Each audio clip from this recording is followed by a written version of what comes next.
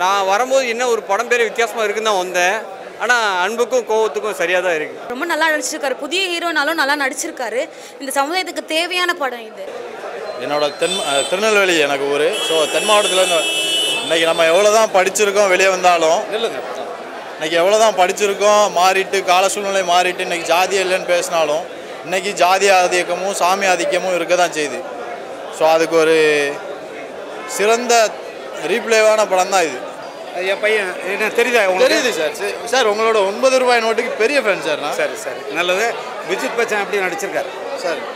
அவரோட ஒவ்வொரு for example வந்து ஸ்கூலிங்லேயும் சரி, அடுத்து காலேஜ் போர்ஷன்லேயும் சரி, அதுக்கப்புறம் ஒரு ஃபேமிலி மேனாக ஆகி ஒரு கனவு நோக்கி போகிற அந்த கேரக்டரை வந்து தத்ரூபமாக பண்ணியிருக்காப்புல.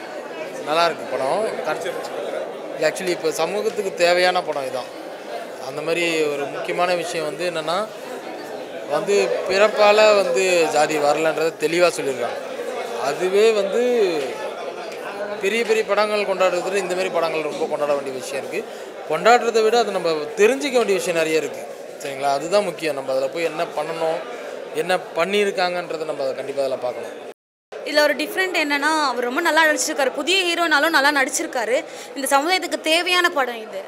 ஏன்னா நிறைய லவ் மேரேஜஸ்லாம் நடக்குது. இந்த மாதிரி கொலைகள்லாம் நடக்காமல் இருக்கணும், நல்லா பேரண்ட்ஸ்லாம் புரிஞ்சுக்கணும் அப்படின்றதுக்கான எடுத்தப்பட்ட ஒரு படமாக தான் இருக்குது. வளர்ப்பில் தான் வந்து ஜாதின்றது நம்ம வளர்ப்பில் தான் இருக்குதுன்றது தெளிவாக தெரியுது. இது அதெல்லாம் நல்லா நல்லா வித்தியாசமாக எடுத்துருக்கிறாப்புல. அதாவது இந்த ஜாதி ஒழிக்கிறதுக்காக எவ்வளவோ முயற்சி பண்ணுறாங்க. இதில் ரொம்ப நல்லா முயற்சி அப்படி இல்லை. இது அவருடைய கோணம் வித்தியாசமாக இருக்குது. அதாவது இந்த ஒரு தாழ்த்தப்பட்ட ஜாதின்னு சொல்கிறாங்க. அதே ஜாதி குழந்தை வந்து வேறு இடத்துல வாழும்போது உயர்ந்த ஜாதின்னு இருக்கிற இடத்துல வாழும்போது அதுக்கு அதே மரியாதை கிடைக்கிறதில்ல. அந்த இது வந்து இதில் வித்தியாசமாக காட்டியிருக்கிறாங்க. கரை வந்து ரொம்ப வித்தியாசமாக இருக்குது. கிளைமேக்ஸ்லாம் நல்லா சூப்பராக காட்டியிருக்கிறாங்க. ஸோ எப்படியோ ஜாதி ஒழிஞ்சா ரைட்டு தான். அதுதான் நம்முடைய தீர்ப்பு. அதான் இப்போ பேசிக்கிட்டு வந்தோம். ஓகேங்க, நல்லா இருந்துச்சு, பிடிச்சிருந்துச்சு. எவ்வளோ மூவி வந்தாலும் அந்த ஜாதியை நம்ம ஒழிக்க முடியாது. ஒழிக்கலான்னு சொல்லியிருக்காங்க, பார்க்கலாம். இது இந்தியாவுக்கு சுதந்திரம் வந்தாலும் ஒரு குறிப்பிட்ட மேல்தட்டு மக்களுடைய சர்வாதிகாரம் வந்து ஒழிக்க முடியாதுன்றது ரொம்ப நல்லா சொல்லியிருக்காங்க. வெற்றி விஜயத்தோடைய நடிப்பை வந்து பிரமாதம். அவருக்கு என்னுடைய மனமார்ந்த வாழ்த்துக்கள்.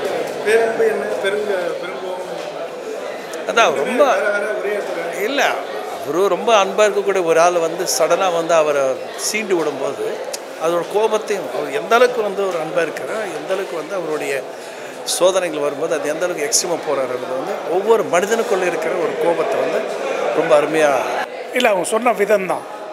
முதல்ல ஸ்டார்டிங்லேருந்தே பார்த்தீங்க அப்படின்னு சொன்னால் அவங்க சொல்ல விதத்தை சரியாக சொல்லியிருக்காங்க. ஒரு மனுஷன் பாதிக்கப்பட்டான் அப்படின்னா அவனோட கோபத்தை எப்படி வெளிப்படுத்துறது அப்படின்றது ரொம்ப தெளிவாக சொல்லியிருக்காங்க. இல்லை அது மாறலன்றதுனால தான்.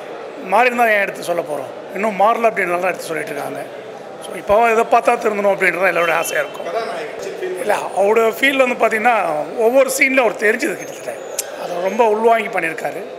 சாதாரணமாக ஒவ்வொரு மனுஷனுக்கும் அந்த கோபம் இருக்கும் இல்லைங்களா, நிறைய பேர் வெளிப்படுத்துறது கிடையாது, பட் அவங்க வெளிப்படுத்தியிருக்காங்க. பொருத்தமாக ஹீரோனி அழகாக நடிச்சிருக்காங்க, நல்லா இருந்துச்சு. ஹீரோ நல்லா நடிச்சிருக்காரு. ஒரு ஜாதியை பற்றி எடுத்திருக்காங்க. கடைசி வந்து எதிர்பார்க்காத ட்ரிக்ஸ் எல்லாம் நிறையா இருக்குது, நல்லா இருக்குது, பார்க்கலாம். ஜாதி என்ன இருக்கிறவங்களும் கொஞ்சம் இரிட்டேட்டிங்காக இருக்கும், நார்மலாக இருக்கவங்களும் நல்லாயிருக்கும். ஒரு நீட்டாக இருக்குது படம், அது ஒன்றும் பிரச்சனை இல்லை. நான் வரும்போது என்ன ஒரு படம் பேர் வித்தியாசமாக இருக்குன்னு தான் வந்தேன். ஆனால் அன்புக்கும் கோவத்துக்கும் சரியாக தான் இருக்குது. அது ஆனால் அன்பாக தான் கடைசியாக முடிக்கிற மாதிரி தான் இருந்துச்சு. எதுவும் அதிகமாக கோவம் காட்டலை. அதாவது ஹீரோவும் அதிகமாக அந்த இது காட்டலை, இவங்களும் காட்டலை. ஒன்றும் நல்லா தான் இருந்துச்சு. பையன் விஜித் பச்சன் நடித்த படத்தை இவங்களாம் பார்த்துட்டு வந்திருக்காங்க. நான் உங்களோட பேசிகிட்டு இருந்தேன், திடீர்னு நீங்கள் வந்துட்டீங்க. நான் கேட்கட்டுமா, எப்படி இருக்கு படம்? படம் ரொம்ப அருமையாக இருக்குது சார். கான்செப்ட் எனக்கு ரொம்ப ரியலாகவே ரொம்ப பிடிச்சிருக்கு. ஆக்சுவலி ஜாதின்றது பிறப்பில் இல்லை வளர்ப்பில் இருக்குன்றது ரொம்ப ஸ்ட்ராங்காக இருக்குது. அண்ட் எல்லா ஆக்டர்ஸுமே நல்லா நடிச்சிருக்காங்க. விஜித் சாரும் நல்லா நடிச்சிருக்காரு.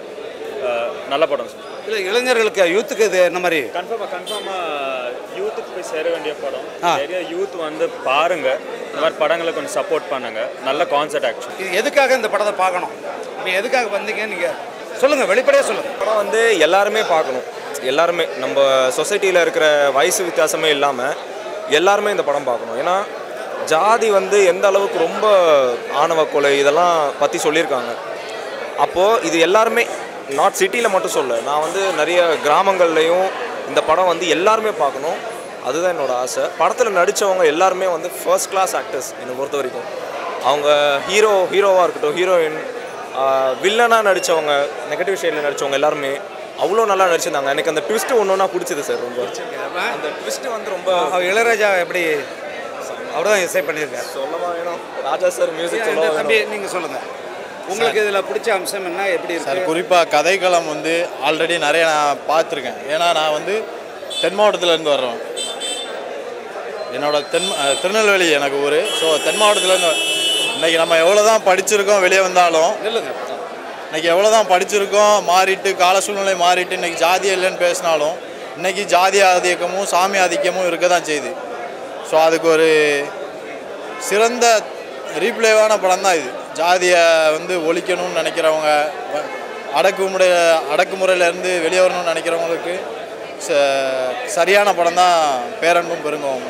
அதில் ஆக்ட்ரஸ் வந்து யதார்த்தமாக, அதாவது நம்ம தென் மாவட்டங்களில் மண்ணோட மாசம் மாறாத மண்மனம் மாறாத கதாநாயகராகட்டும், கதாநாயகிகளாகட்டும், அங்கே வர்ற ஒவ்வொரு சின்ன சின்ன கேரக்டர்ஸ் ஆகட்டும், எல்லாமே ரியல் லைஃப்பில் ஈஸியாக கனெக்ட் பண்ணிக்கிட முடிஞ்ச அளவில் இருந்தது. இல்லை, நான் கேட்குறது வெளிப்படையாக சொல்லணும். சும்மா இதெல்லாம் எடுத்து வச்சுருங்க. நான் வெளிப்படையாக கேட்குறேன், சொல்லுங்கள். படம் உங்களுக்கு விறுவிறுப்பாக இருந்தால், சலிப்பு தட்டிச்சா என்ன சார்? எந்த இடத்துலையுமே ஒரு ஒரு ஒரு போர் அடிக்கிற மாதிரியோ இல்லை சுவாரஸ்யம் கம்மியாகிற மாதிரியோ இல்லை. படம் வந்து உண்மைக்குமே நல்லா இருந்துச்சு. என் பையன் என்ன தெரியுதா? தெரியுது சார். சார் உங்களோட 9 ரூபாய் நோட்டுக்கு பெரிய ஃபேன் சார் நான். சரி சரி, நல்லது. விஜித் பச்சன் எப்படி நடிச்சிருக்காரு சார்? அவரோட ஒவ்வொரு, ஃபார் எக்ஸாம்பிள் வந்து ஸ்கூலிங்லையும் சரி, அடுத்து காலேஜ் போர்ஷன்லையும் சரி, அதுக்கப்புறம் ஒரு ஃபேமிலி மேனாக ஆகி ஒரு கனவு நோக்கி போகிற அந்த கேரக்டரை வந்து தத்ரூபமாக பண்ணியிருக்காப்புல சார். ரொம்ப மகிழ்ச்சி. ஃபைட்ஸ்லாம் ரொம்ப நேச்சுரல் சார். ஃபைட்டு அருமையாக இருந்துச்சு சார். ஒரு நமக்கு ஒரு திகில்